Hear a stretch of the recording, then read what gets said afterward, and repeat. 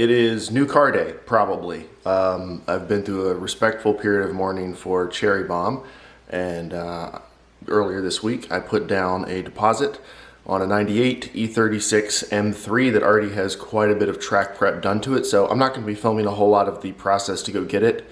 Maybe just a few clips here and there, but yeah, this video will probably be the process of going to get it, check it out, taking it home, and then do an initial once over on everything over the course of several days or however long it takes. So I'm excited. I've always wanted to get an M3, and I have been wanting another E36 ever since my very first car, which was an E36, regular 325i. So let's get on the road. Okay, I ended up buying it.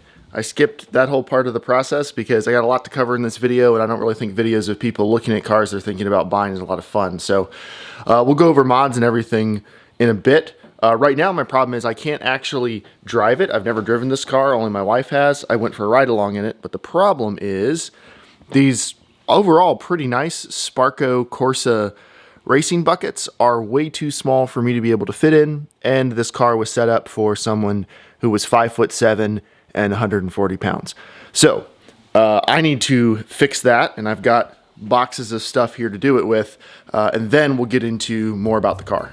Right now my plan for this car is to be a dual-purpose autocross and street car, mostly because I've always wanted an E36 M3 and I don't want to only drive it when I'm racing. So for both me and my wife to be able to fit, I replaced the fixed tiny Sparco Corsas with reclining Sparco Chronos. I'm giving up some track safety and compatibility with a 5-point harness, but for what I plan to use the car for, that should be an acceptable trade-off. The Chronos are very tight in the car, and I had to shim the Sparco sliders to maintain adjustability, but other than those two issues, the install was fairly straightforward. Keep in mind that if you live in a state that requires your airbag lights to be off in order to pass an inspection, then you'll need a passenger weight sensor defeat kit. This makes the car think that someone is always in the passenger seat, so worst case scenario, the airbag goes off when it doesn't need to, and as long as you don't plan to transport small children in the front seat, there aren't any other downsides I'm aware of. Okay, so I need to get this wheel off so I can see what type of wiring this has so I can get a replacement stock wheel. So I think it's really just going to be this 16mm bolt. The horn's not hooked up to anything, so I just pulled that straight out. Take the bolt off and see how it goes. All right, that came off pretty easy. That is the connector. I've got a match, or those two connectors right there. Yeah, wasn't a big problem to get off. So now I just got to find the right wheel. I was able to match the plug to one of the different E36 wheels on eBay. There are a few different wiring variations, and I wanted to get a wheel that came with an airbag and a clock spring, so there were no compatibility issues there. And I also didn't want steering wheel controls for the stereo I was going to remove or any of the other things the car no longer had. I also wanted a 3-spoke M wheel instead of the 4-spoke classic wheel that my last E36 had. There aren't many for sale that meet all those requirements, but I was able to find one in a few hours and I bought it. I also sold the old Sparco wheel back to the previous owner because he was attached to it and could put it in another track car that didn't need an airbag. Next, I took the car to a local BMW specialty shop so they could reset the airbag light, reinstall cruise control, fix a few miscellaneous issues, and give the car a thorough inspection so I know what issues I need to tackle in the upcoming months.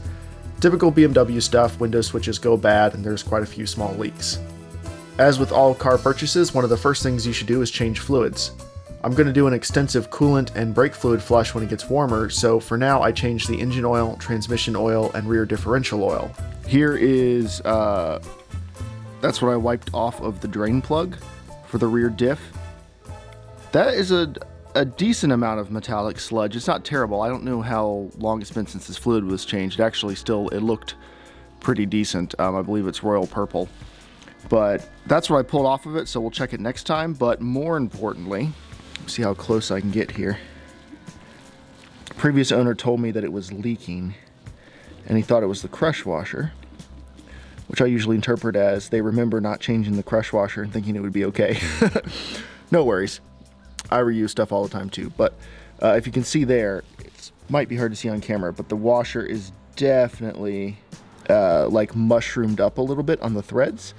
So need to replace that. That's an ECS drain plug, magnetic drain plug. I mean, I guess that's cool. I'm gonna just replace it with two of these OEM ones. Actually, the ECS one is magnetic and these new OEM ones aren't, so I'm going to need to reuse the ECS one, at least for now. What I'm trying to decide is, like, you can see how messed up that crush washer is. If I use the vise to flatten both of them out, and then I put the better one on the bottom and the not as good one on the top, I need to order some new crush washers because I was kind of basing my strategy around that. Actually, no, I'll just reuse the good one, and then up top, I'll use one of these non-magnetic OEM replacement ones, because that should be pretty much the same thing as that, just with a rubber gasket. Okay, that should work fine. So I will flatten out that better washer. It's actually only bent right now, if you can see it, because I bent it a little when I was pulling it off, but it's designed for that. I'll flatten it out. I'll take a look at it. It should be okay. And then this one is just going to go away.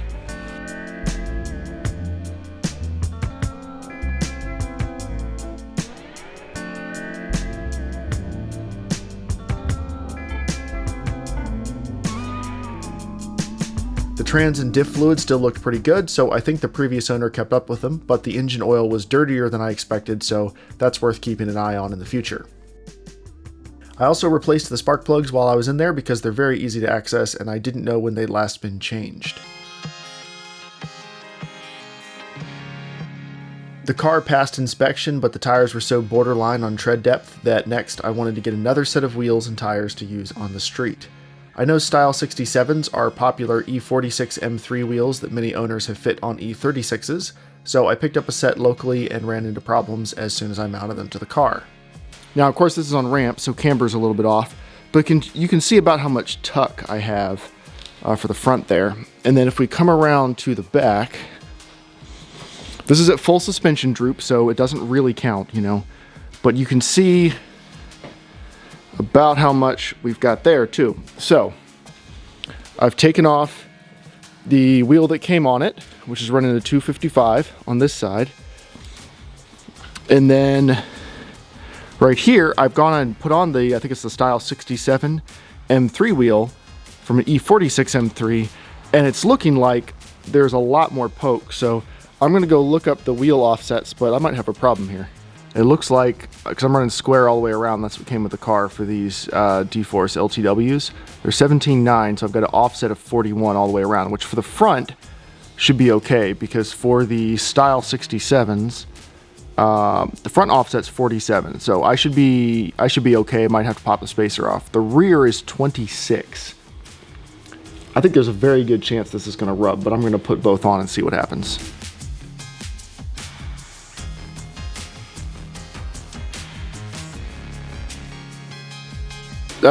These Style 67s are not going to work today. I think it's because of the lowering springs in the back. But on the passenger side, it's close.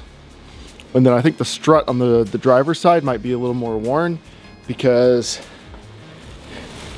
it's touching.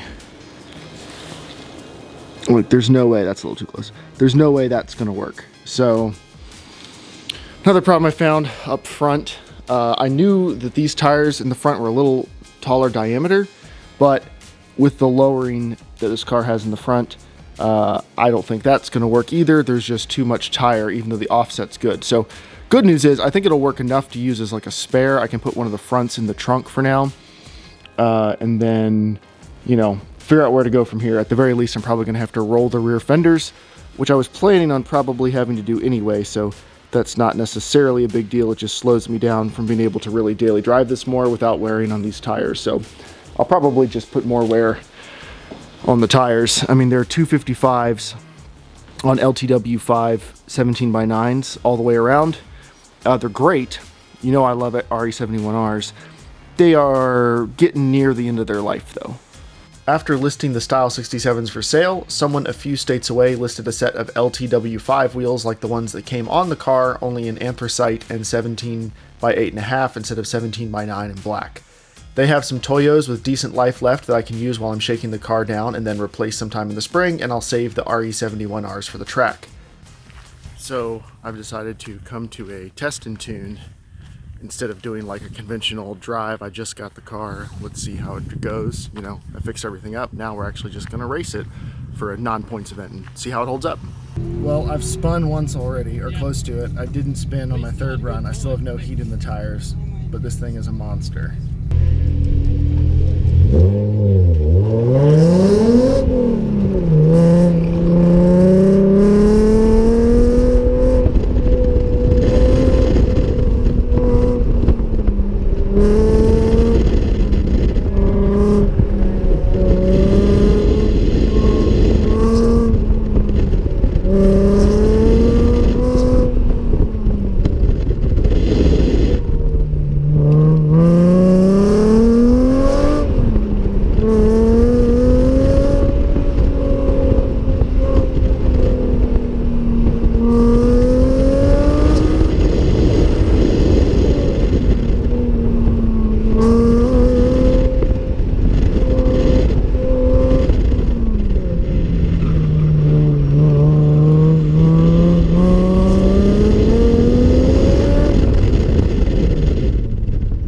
This is a lot of ground to cover in a video, but I wanted to get past the initial car setup and into enjoying, racing, and further modifications. I couldn't think of any better end to the video than returning to Virginia International Raceway for the same event where I blew the WRX's motor in August on the Patriot course. Here's my fastest lap, good for third out of 9 cars in my class, and I'll see you in the next video.